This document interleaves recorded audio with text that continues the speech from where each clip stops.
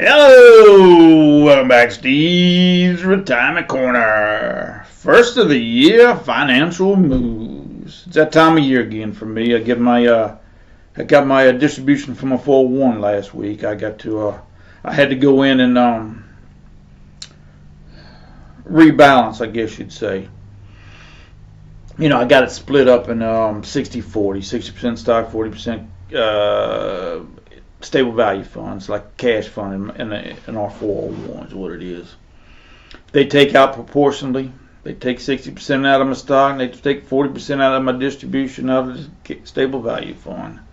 What that does is that leaves me at a 60-40 split, which I don't really care about as long as I got a certain amount of money out of the market. It'll protect me if I have 2 or 3 years in a row where I need money. And I don't have to pull off of my daggone stock funds with it. That's the only purpose I got it split 60-40 like that. So I don't care what the percentage is, because I got money in an IRA and a brokerage account, and I got money in the bank too. I'm just letting that stuff sit there and eat. Hopefully, time I need it in 10 years at Social Security age, if I need it then, it's made me a good pile of money. So, but I have to go in there and I have to shift it. So if they give me a distribution of $100, they take $60 out of my stock portion, they take $40 out of my daggone stable value fund.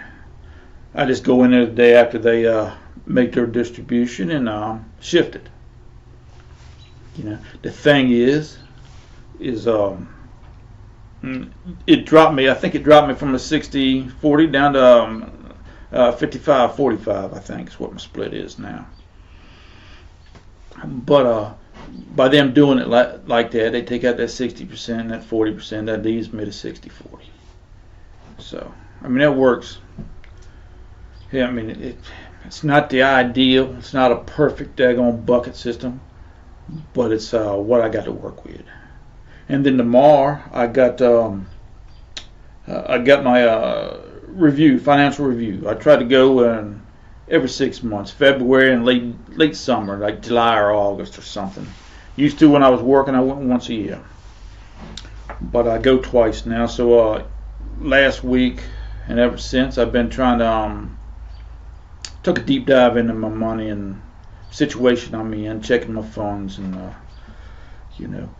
trying to write down any kind of questions or any concerns I might have for when I go in there tomorrow. And that way I ain't caught off guard, And he runs over different scenarios for me, make sure we're on track, and see if anything needs to be shifted or whatever. You know what I mean?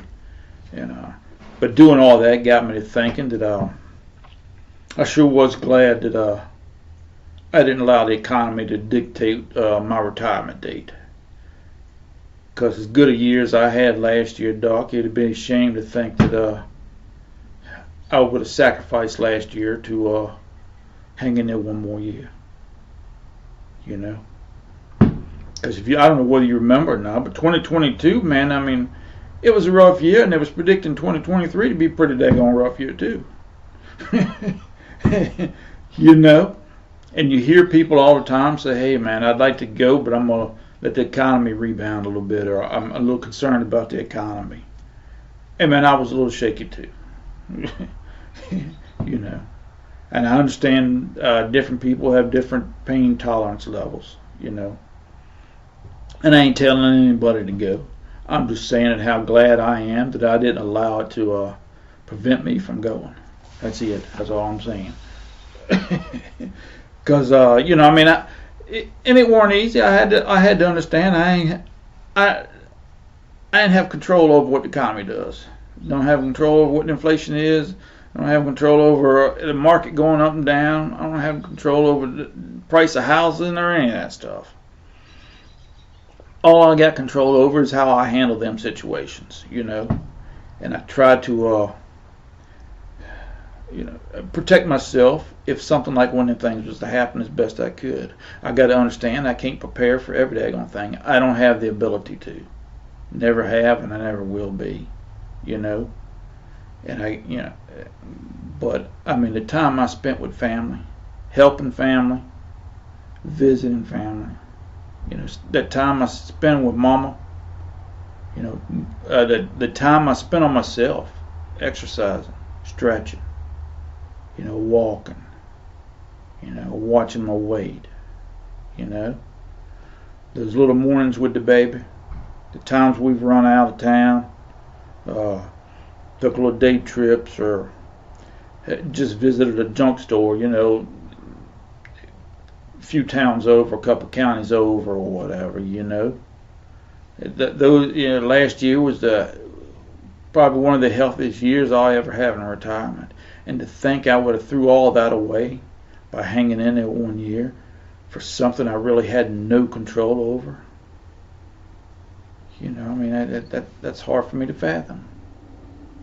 I'm so glad that I didn't waste that one good year of retirement by not retiring. And it ain't easy, Doc. I understand. Trust me. But it was vital for me to understand all that stuff.